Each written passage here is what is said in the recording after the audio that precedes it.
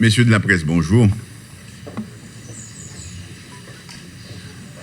Je remercie le vice-président de la Banque mondiale, M.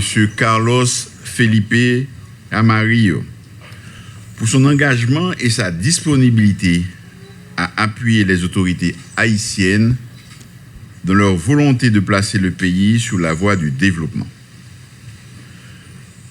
Nous avons échangé sur les priorités du pays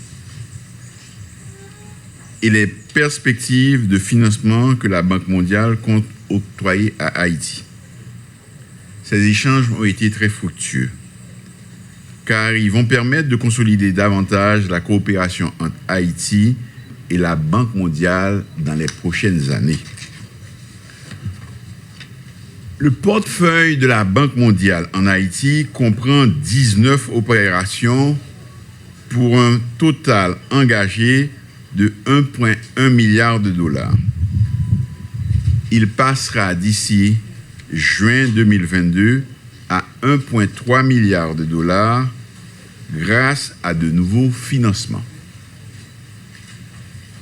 Les programmes de la Banque mondiale s'inscrivent dans les priorités définies par le gouvernement et se concentrent dans les secteurs suivants: l'agriculture et la sécurité alimentaire, les infrastructures, notamment le transport, les énergies renouvelables, l'eau et l'assainissement, l'économie numérique, la bonne gouvernance, la santé, l'éducation et la protection sociale. Nous sommes reconnaissants de l'appui technique et financier fourni rapidement par la Banque mondiale pour répondre à la situation d'urgence dans les départements affectés par le séisme du 14 août 2021 et par l'ouragan Grace.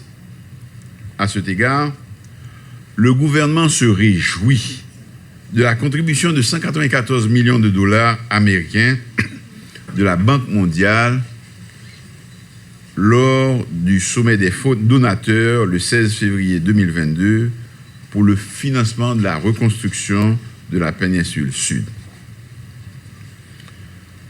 Nous avons également discuté de la bonne performance du portefeuille des projets avec un taux de décaissement satisfaisant.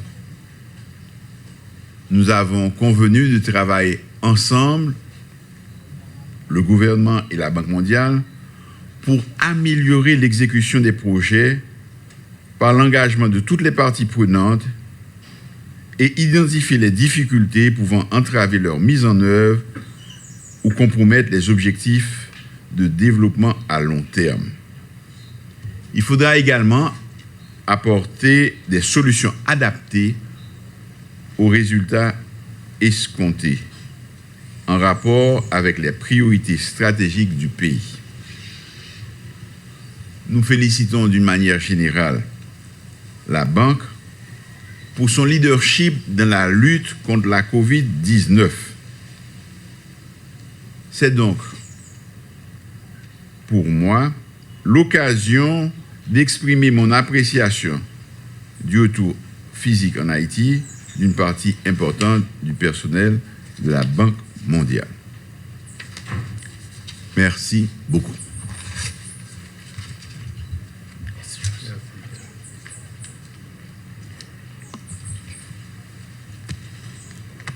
Bonjour. J'ai vraiment heureux d'être ici. C'est ma première fois ici en Haïti. Et je voudrais remercier son Excellence, Monsieur le Premier ministre, Dr Ariel Henry, pour l'audience qu'il a bien voulu nous accorder et au cours de laquelle nous avons échangé nos points de vue sur les perspectives de développement économique et social d'Haïti. Au cours de cet entretien avec Monsieur le Premier ministre, nous avons noté les grandes orientations de la politique du gouvernement. Au nom du groupe de la Banque, j'ai renouvelé notre engagement à appuyer Haïti notamment le plan de relèvement pour la péninsule sud, si durement affectée par le séisme du 14 août 2021. Je me suis rendu hier dans la péninsule sud et lors du trajet en voiture entre Les Cayes et Jérémie, j'ai pu mesurer l'étendue des dommages de cette catastrophe qui a coûté la vie à plus de 2000 personnes. Nous avons traversé les ponts de Jérémie à pied. J'ai aussi pu constater l'admirable énergie mise par la population à reconstruire leur vie, appuyée dans leur démarche par des agents de l'administration extrêmement compétents et motivés, qui se soient au dispensaire de santé de la Borde ou dans l'atelier de transformation du manioc de la coopérative agricole de la Cape aux Cayes. C'est pour ces populations vulnérables que la Banque mondiale s'est engagée à hauteur de 190 millions de dollars américains pour financer le plan de relèvement de la région, soit un tiers du montant total annoncé à la conférence des donateurs de février 2022. L'enjeu de cette aide sera de s'assurer que ces financements atteignent ceux qui ont le plus besoin dans les meilleurs délais. Lors de ma visite de la commune de Dushiti dans la Grande Anse, j'étais très encouragé de constater que les ménages les plus vulnérables et ceux affectés par le tremblement de terre avaient commencé à recevoir les premiers cash transfers. Je puis également me rendre sur le site de construction du pont provisoire de Jérémie et constater l'excellent état d'avancement des travaux qui devrait permettre aux populations riveraines de pouvoir traverser dès le mois prochain, soit 10 mois après la catastrophe. Il faut, en temps normal, au moins 2 ans pour ce type de construction. Bien sûr, la Banque mondiale n'est pas seule dans cette démarche. Le rôle des partenaires du développement engagés aux côtés du gouvernement et des communautés locales est essentiel au succès du plan de relèvement. Ainsi, hier, nous étions accompagnés du Programme alimentaire mondial qui appuie le ministère des Affaires sociales dans la mise en œuvre du programme Clairage humain de protection sociale.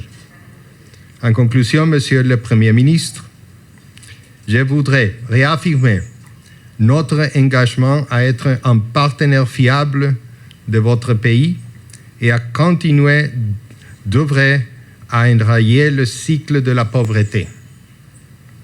Numéro 1, en rétablissant la stabilité macroéconomique et en renforçant le système de gouvernance de base. Numéro 2, en améliorant le service de base en vue de renforcer le capital humain. Et finalement, en favorisant la reprise économique afin de créer meilleures opportunités d'emploi. Merci beaucoup.